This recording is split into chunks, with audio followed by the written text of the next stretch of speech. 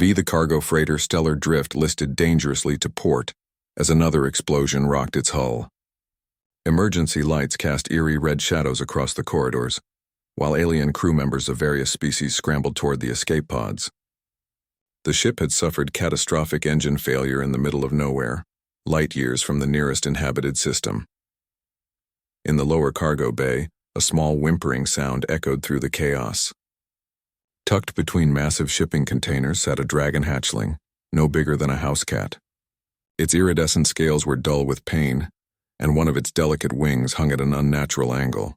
The little creature had been part of an illegal exotic animal shipment, destined for wealthy collectors on the rim worlds. Commander Vextel, a tall insectoid being with compound eyes, hurried past the cargo bay. He paused when he heard the soft crying, but quickly shook his head. The dragon was clearly injured and would only slow down their evacuation. In their culture, leaving the weak behind was simply practical survival. "The pods are almost full," chittered his second-in-command, a spider-like arachnoid named Silkra. "We need to launch soon or we'll all go down with this wreck." Other crew members passed by the cargo bay entrance. A blue-skinned Aquarian glanced at the hatchling but turned away when she saw its damaged wing. A crystalline mineral being simply ignored the creature entirely. To them, saving a crippled animal was a waste of precious resources and time. The hatchling tried to drag itself toward the sounds of the departing crew, leaving a small trail of silver blood. Its golden eyes were filled with confusion and fear. It didn't understand why the tall beings who had fed it scraps were leaving it behind. The little dragon called out in its native tongue, a melodic trill that meant, "Help me," but the sound was lost in the groaning metal and blaring alarms. As the last escape pod jettisoned, the stellar drift was left to drift in the cold void of space. The artificial gravity fluctuated wildly, and life support systems began failing one by one. The hatchling curled up in a corner, shivering as the temperature dropped. Its injured wing throbbed with each heartbeat and hunger gnawed at its small belly. Hours passed. The ship's hull continued to crack under stress, venting precious atmosphere into space. Ice began forming on the interior walls as the heating systems failed. The dragon hatchling grew weaker, its breathing becoming shallow and labored. It seemed that the little creature would die alone in the darkness, abandoned by those who should have protected it. Then, cutting through the silence, came the distinctive hum of human propulsion systems. The salvage vessel Lucky Strike had detected the distress beacon and came to investigate. Captain Jake Morrison, a weathered mechanic from Earth's outer colonies, had spent his life fixing broken things that others had given up on. "Looks like she's been abandoned," Jake muttered to his small crew as they approached the listing freighter. "Standard procedure says we strip her for parts and move on." But Jake Morrison had never been one to follow standard procedure when lives might be at stake.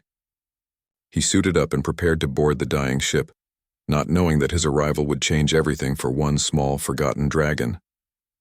Jake Morrison's magnetic boots clanked against the metal floor as he moved through the stellar drift's darkened corridors. His helmet's lights cut through the gloom, revealing floating debris and the occasional spark from damaged electrical systems. The ship groaned around him like a dying whale, its structure stressed beyond repair. "Life support's almost gone, Captain," crackled the voice of his engineer Maria Santos through the comm system. "You've got maybe 30 minutes before the air becomes unbreathable." Jake nodded grimly as he made his way toward the cargo bay. He'd seen plenty of abandoned ships in his 20 years of salvage work, but something always drove him to check for survivors. His crewmates thought he was soft, but Jake had learned long ago that sometimes the most valuable salvage wasn't made of metal and circuits. As he entered the main cargo bay, his light swept across rows of shipping containers. Most had broken open during the ship's death throes, spilling their contents across the floor. Exotic fruits had frozen into crystalline sculptures, and expensive fabrics drifted like ghosts in the zero-gravity pockets where the artificial gravity had failed. That's when he heard it, a weak melodic sound that definitely didn't belong on a dead ship. Jake followed the noise, pushing aside floating cargo until his light beam fell upon something that made him stop in his tracks. A small dragon lay huddled against a container, its scales dim and lifeless. One wing was clearly broken, twisted at an angle that made Jake wince in sympathy. The creature's breathing was so shallow that at first he thought it was already dead. But then those golden eyes opened and fixed on him with a mixture of hope and fear. "Well, I'll be damned," Jake whispered, slowly approaching the injured hatchling. He'd heard of dragons, of course. They were legendary creatures from the galactic core worlds, highly intelligent and incredibly rare. He'd never expected to find one abandoned on a dying ship. The little dragon tried to back away but was too weak to move far. Jake could see dried blood around its wing, and the way its small body trembled with cold and exhaustion. Without hesitation, he opened the emergency medical kit on his belt and pulled out a thermal blanket. "Easy there, little one," Jake said softly, his voice carrying warmth even through the helmet speakers. "I'm not going to hurt you." The dragon's head tilted at the gentle tone, so different from the harsh, practical voices of the alien crew who had abandoned it. When Jake carefully wrapped the thermal blanket around its small form, the hatchling made a soft purring sound of gratitude. Jake's scanner beeped as it analyzed the creature. The readings showed severe dehydration, hypothermia, and obvious trauma to the wing structure. By all rights, the little dragon should have been dead already. Its will to survive impressed the hardened salvage captain. "Maria, prep the medical bay," Jake said into his comm. "We've got a survivor." "Human," came the surprised reply. "Dragon hatchling. Badly injured. And before you say anything, yes, we're taking it with us." There was a pause before Maria's amused voice came back. "Wouldn't expect anything else from you, Captain. Bringing home strays is kind of your thing." Jake carefully scooped up the bundle containing the dragon. The creature barely weighed 5 pounds, light even for its species at this age. As he held it close to his chest, he could feel its tiny heart beating frantically against his suit. "Don't worry, little guy," Jake murmured as he began the journey back to his ship. "Humans don't leave anyone behind. That's just not how we're built." The dragon seemed to understand something in his tone, because it pressed closer to the warmth of Jake's suit and finally allowed its eyes to close. For the first time since the ship had started dying, the hatchling felt safe. Aboard the Lucky Strike, Jake's small crew had transformed their modest medical bay into an improvised dragon care unit. Maria Santos, who doubled as both engineer and medic, worked carefully to stabilize the tiny patient, while Dr. Chen Liu, their xenobiologist, consulted his databases on dragon physiology. "Wings definitely broken in 3 places," Maria reported, her scanner painting detailed images in the air above the examination table. "But the bone structure is more flexible than I expected. Kind of like cartilage mixed with titanium." The dragon hatchling lay still, too exhausted to resist their gentle ministrations. Its scales had begun to regain some of their luster under the medical bay's warm lights, shifting from dull gray to hints of deep emerald and gold. Jake stood nearby, having removed his helmet to reveal weathered features and kind brown eyes. "Core temperature is stabilizing," Dr. Chen noted, adjusting the heating elements around the small patient. "But it's severely malnourished. When did it last eat?" Jake shook his head. "Hard to say. The ship's been drifting for at least 2 days based on the engine damage. Could have been abandoned longer than that." The dragon's eyes fluttered open at the sound of Jake's voice. There was something different about how it looked at him compared to the fear it showed around the others. Maria noticed it too. "It seems to trust you, Captain. Dragons are supposed to be incredibly intelligent, even as hatchlings. Maybe it knows you're the one who saved it." Jake approached slowly and extended his hand. To everyone's surprise, the little dragon stretched its neck forward and gently pressed its snout against Jake's palm. The touch sent a warm tingle up his arm, and suddenly he could sense the creature's emotions: gratitude, hope, and a deep loneliness that tugged at his heart. "Did you feel that?" Jake asked, pulling his hand back in surprise. Dr. Chen's eyes widened. "That shouldn't be possible. Dragon-human bonding is incredibly rare. The neural pathways aren't compatible between our species." But the dragon had already proven that impossible things could happen. It began to make soft musical sounds that almost resembled speech. Jake found himself understanding the meaning without knowing how. The hatchling was trying to tell them its name. "Spark," Jake said suddenly. "Your name is Spark, isn't it?" The dragon's eyes brightened and it nodded its small head. The crew exchanged amazed glances. This level of communication between species usually took years of study to achieve. Over the next few hours, they worked to heal Spark's physical wounds. Maria carefully set the broken wing bones using biocompatible splints, while Dr. Chen prepared a nutritious slurry that would be easy for the weakened dragon to digest. Jake remained close throughout the process, his presence seeming to calm Spark whenever the treatments became uncomfortable. "The wing will heal," Maria announced finally, "but it's going to take time. Dragons might be tough, but they're still growing creatures. This little one won't be flying for at least a month." Jake nodded, already making plans. "Then we'll take care of it until it's ready. Set course for Haven Station. They'll have better facilities there." "Captain," Dr. Chen said carefully, "you do realize that dragon hatchlings are worth a fortune to collectors? The profit from selling—" "We're not selling anything," Jake interrupted firmly. "Spark isn't cargo. He's crew now." As if understanding the conversation, Spark made a pleased chirping sound and tried to lift his head. The effort was too much for his weakened state, but Jake gently supported him, letting the dragon rest against his arm. "Besides," Jake added with a grin, "I've got a feeling this little guy is going to be more valuable as a friend than as merchandise." The dragon's scales shimmered with what could only be described as happiness, and for the first time since they'd found him, Spark's wing didn't hurt quite so much. He was beginning to understand that these strange, warm-hearted creatures called humans were nothing like the cold aliens who had abandoned him. In the depths of space, aboard a small salvage ship, an unlikely friendship was beginning to bloom, one that would prove more powerful than anyone could have imagined. 3 weeks had passed since Jake found Spark on the dying ship, and the transformation was remarkable. The once-dying hatchling had grown stronger each day, his scales now gleaming with vibrant colors that shifted like oil on water. His broken wing remained splinted, but he moved with increasing confidence around the Lucky Strike's corridors. Jake sat in the ship's small workshop, calibrating a plasma cutter while Spark perched on his shoulder like an oversized magical parrot. The dragon had taken to following Jake everywhere, fascinated by the human's mechanical work. What amazed the crew most was how quickly Spark learned.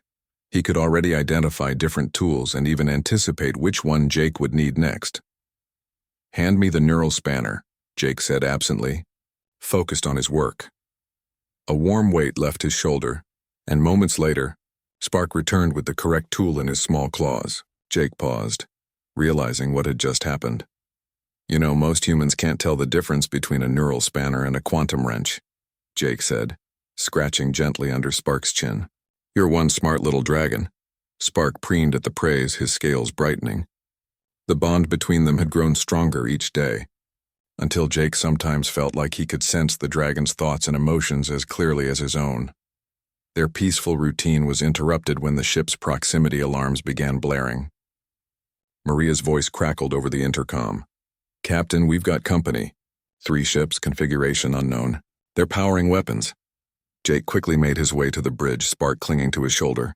The main screen showed 3 sleek vessels with predatory lines, definitely not human design. As they watched, the lead ship's communication array activated. The face that appeared on screen was distinctly reptilian, with golden scales and cold, intelligent eyes. Jake felt Spark tense against his neck, small claws digging into his shirt. "Human vessel, you are harboring stolen property," the alien captain hissed. "Return our hatchling immediately and we will allow you to depart unharmed." Jake's jaw tightened. "Your hatchling? Funny, because I found this little guy abandoned on a sinking ship. Your crew left him to die." The alien's expression didn't change. The creature was deemed defective due to its injury. Resources should not be wasted on the weak. However, it still belongs to the Dragon Consortium. "Surrender it now," Spark whimpered softly, pressing closer to Jake's neck. Through their bond, Jake could feel the dragon's terror, not just of being taken, but of being returned to creatures who saw him as nothing more than damaged goods. "Over my dead body," Jake said quietly. The alien captain's eyes narrowed. "That can be arranged, human. Your species' sentimental attachment to inferior specimens is well documented. It makes you weak." The communication cut off, and immediately the 3 ships began to spread out in an attack formation. Jake's crew was good, but the Lucky Strike was a salvage vessel, not a warship. They were outgunned and outnumbered. "Maria, get us to the asteroid field at coordinates 127.4, Jake ordered, settling into the captain's chair. "Full burn." "Captain, that field is unmapped," Dr. Chen protested. "The gravitational anomalies could tear us apart." Better than letting them get their claws on Spark, Jake replied grimly. As the ship accelerated toward the dangerous asteroid field, Spark suddenly lifted his head and began making a series of complex musical sounds. Jake felt a strange tingling sensation in his mind, and suddenly he understood. Spark was trying to tell him something about the asteroids. He can sense the gravitational fields, Jake said in amazement. Dragons have some kind of natural navigation ability. The pursuing ships fired, their energy beams lancing through space just behind the Lucky Strike. Jake gripped the controls tighter as they plunged into the asteroid field, trusting Spark's guidance as the dragon's musical warnings helped him navigate between floating mountains of rock. Left. 30 degrees, Jake said, following Spark's directions. A massive asteroid tumbled past their starboard side, missing them by mere meters. Behind them, the Dragon Consortium ships tried to follow, but without Spark's guidance, they struggled with the chaotic gravitational fields. One ship clipped an asteroid and spun out of control, forced to retreat. Down, sharp descent, Jake interpreted as Spark's song changed pitch. They dove beneath a cluster of spinning rocks just as another enemy ship fired. The beam struck the asteroids instead, causing a cascade of destruction that blocked the pursuit route. For now, they were safe. But Jake knew this was far from over. The Dragon Consortium wouldn't give up easily, and they had resources his small crew couldn't match. As Spark nuzzled against his cheek in gratitude, Jake made a silent promise. No matter what it took, he would protect this brave little dragon who had already saved them all. Haven Station emerged from the darkness like a sprawling city of lights, its rotating sections gleaming against the starfield. The massive space station served as a hub for traders, merchants, and travelers from across the galaxy, making it the perfect place for Jake to seek help, and hopefully lose their pursuers. The Lucky Strike docked at one of the smaller bays, where Jake hoped they'd attract less attention. Spark had grown noticeably during their escape through the asteroid field, now about the size of a small dog, though his wing remained carefully splinted. The little dragon had insisted on staying close to Jake, refusing to be left behind in the ship's safety. "Keep your head down," Jake murmured to his unusual companion as they walked through the station's bustling corridors. Dragons aren't exactly common around here. Spark had learned to drape himself around Jake's shoulders like an exotic pet, keeping his more obviously draconic features hidden beneath a modified poncho. To casual observers, he might pass for some kind of unusual lizard from the Outer Rim worlds. Their destination was Murphy's Cantina, a dive bar in the station's lower levels where Jake had contacts among the independent traders and smugglers. The proprietor, Sean Murphy, was an old friend who owed Jake more than one favor. "Jake Morrison," Murphy's voice boomed across the smoky cantina as they entered. "Heard you pulled some fancy flying through the Kepler asteroid field. Dragon Consortium ships are crawling all over this sector looking for something." Jake slid into a booth in the cantina's darkest corner, Spark settling nervously on the seat beside him. "That's what I wanted to talk to you about, Sean. I need passage to Earth space for me and my crew." Murphy's bushy eyebrows rose. "Earth? That's a long way from here, especially with consortium ships breathing down your neck. What did you steal from those scaly bastards?" "I didn't steal anything," Jake said firmly. "I rescued someone they left for dead." As if responding to the conversation, Spark poked his head out from under the poncho. Murphy's eyes widened as he took in the unmistakably draconic features, the intelligent golden eyes, the small horns beginning to emerge from Spark's forehead, the way his scales caught the cantina's dim lights. "Sweet mother of stars," Murphy breathed. "That's a dragon hatchling. Jake, do you have any idea what you've gotten yourself into?" Before Jake could answer, the cantina's entrance burst open. 3 figures in Dragon Consortium uniforms entered, their reptilian features marking them as members of the same species that had pursued the Lucky Strike. The leader's cold gaze swept the room methodically. Spark pressed against Jake's side, trembling. Through their bond, Jake felt the dragon's terror. These weren't just any consortium members. They were the same aliens who had originally abandoned him. "We know the human is here," the lead consortium agent announced loudly. "Surrender the stolen hatchling, and we will compensate you for your trouble." The cantina fell silent. Jake could feel dozens of eyes turning toward their booth, and he knew it was only a matter of time before someone gave them away for the reward money. Then something unexpected happened. Murphy stepped forward, his bulky frame blocking the agent's view of Jake's booth. "Stolen hatchling?" Murphy said loudly. "Haven't seen anything like that. But I did hear about a consortium ship that abandoned a dying creature on a derelict freighter. That true?" The lead agent's scales darkened with anger. "The creature was defective. Resources should not be wasted on the weak and injured?" interrupted a new voice. A grizzled human freighter captain stood up from the bar. "That's not how humans see things." More voices joined in, human traders and workers expressing their disgust at the consortium's casual cruelty. Jake realized with amazement that word of Spark's rescue had spread through the human community on Haven Station. They weren't just protecting a dragon, they were standing up for their values. "Yeah, I heard about that rescue," called out another human. "Heard the little dragon saved his rescuer's ship by navigating an asteroid field. Takes real courage for something that small." The consortium agents found themselves facing a room full of hostile humans. While they searched desperately for their quarry, Jake carefully made his way toward a back exit, Spark hidden beneath his jacket. In the alley behind the cantina, Murphy caught up with them. "There's a human cargo hauler leaving for Earth space in an hour," he whispered urgently. "Captain Williams owes me a favor. She'll take you aboard. No questions asked." Jake gripped his old friend's hand. "Sean, I can't repay—" "Don't need to," Murphy interrupted. "What you did, standing up for something small and helpless. That's what makes humans human. Now go, before those consortium devils figure out where you've gone." As they hurried through Haven Station's maintenance tunnels toward the cargo hauler, Spark looked up at Jake with those wise golden eyes. The little dragon was beginning to understand something profound about these creatures who had saved him. They didn't abandon their own, no matter how small or broken. In the human concept of family, everyone was worth saving. The cargo ship Determination was already warming its engines when they arrived, and Jake knew they were one step closer to safety. But more importantly, Spark was one step closer to a world where his worth wouldn't be measured by his injuries, but by the size of his heart. The cargo hauler Determination dropped out of hyperspace near Earth's outer defense perimeter, its massive hull scarred from years of hauling freight across the galaxy. Captain Williams, a no-nonsense woman with steel-gray hair, had kept her word about no questions asked. But Jake could see the curiosity in her eyes whenever she looked at Spark. The little dragon had grown considerably during their 3-week journey, now about the size of a medium dog. His wing had healed beautifully under Dr. Chen's care, and the splint had been removed just days ago. Spark's first flight in the cargo hold had been a moment of pure joy that Jake would never forget, watching the dragon soar in graceful circles, his scales shimmering with happiness. "Earth traffic control.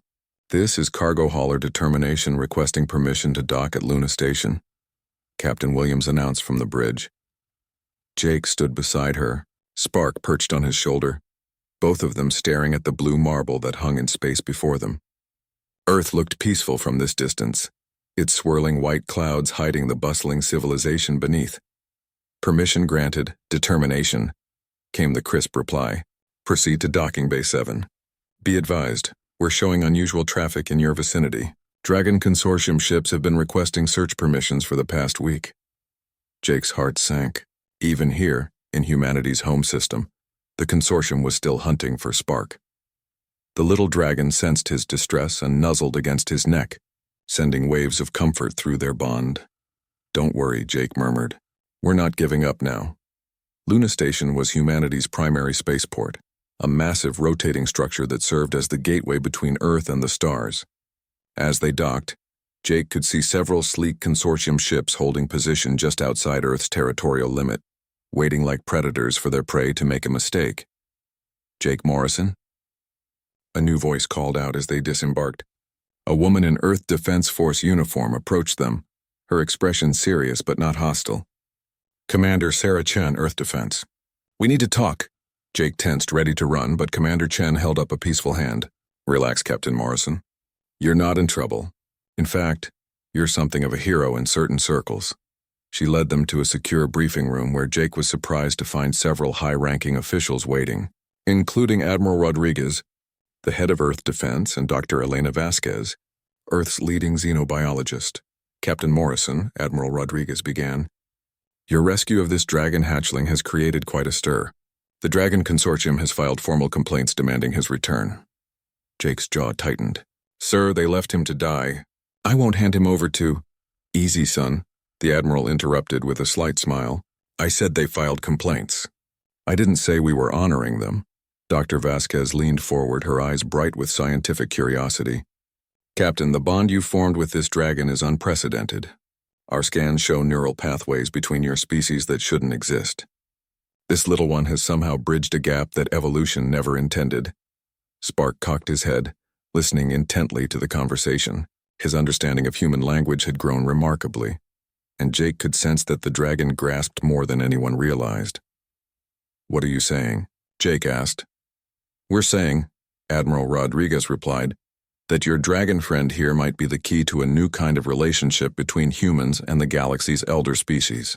The consortium claims ownership based on their breeding programs, but dragons were never property to begin with. Commander Chen activated a holographic display showing star charts. 3 days ago, we received a communication from the Dragon homeworlds, the true dragon civilization from the galactic core. They've been searching for missing hatchlings stolen by the consortium's illegal breeding operations. Jake felt Spark's excitement spike through their bond.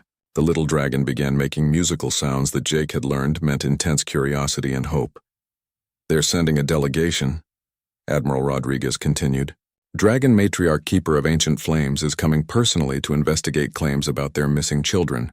If what we suspect is true, the consortium's entire operation is built on kidnapped hatchlings. Dr. Vasquez smiled. Your friend here might be going home, Captain Morrison. But there's something else. The dragons want to meet you. A human who could bond with their young without any technological assistance is apparently something they never thought possible. Jake looked down at Spark, who gazed back with those wise golden eyes. Through their connection, he felt the dragon's complex emotions, excitement about meeting his own kind, but also deep attachment to Jake and his human family. Whatever happens, Jake said firmly, it's Spark's choice. I won't force him to do anything he doesn't want to do. Spark chirped happily and nuzzled Jake's cheek. In that moment, Jake realized that their adventure was far from over. If anything, it was just beginning. The little dragon who had been left to die on a sinking ship was about to become the bridge between two great civilizations, and Jake Morrison, simple mechanic and salvage captain, was going to help him do it. Outside Luna Station's viewports, the Dragon Consortium ships continued their vigil, unaware that their carefully constructed lies were about to crumble around them.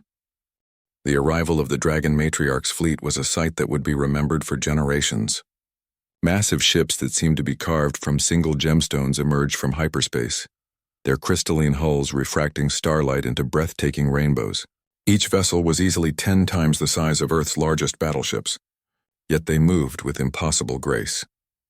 Jake stood in Luna Station's main observation deck, Spark perched on his shoulder, both of them watching in awe as the Dragon fleet took position near Earth. The consortium ships, that had been lurking at the system's edge suddenly, found themselves dwarfed by beings who made them look like insects. I've never seen anything like it, Admiral Rodriguez whispered beside them. According to our databases, true dragons haven't left their homeworlds in over 1,000 years. Spark made a low, musical sound that Jake had come to recognize as wonder mixed with homesickness. Through their bond, Jake felt the little dragon's complex emotions, excitement at seeing his own kind, but also anxiety about how they would react to his unusual friendship with a human.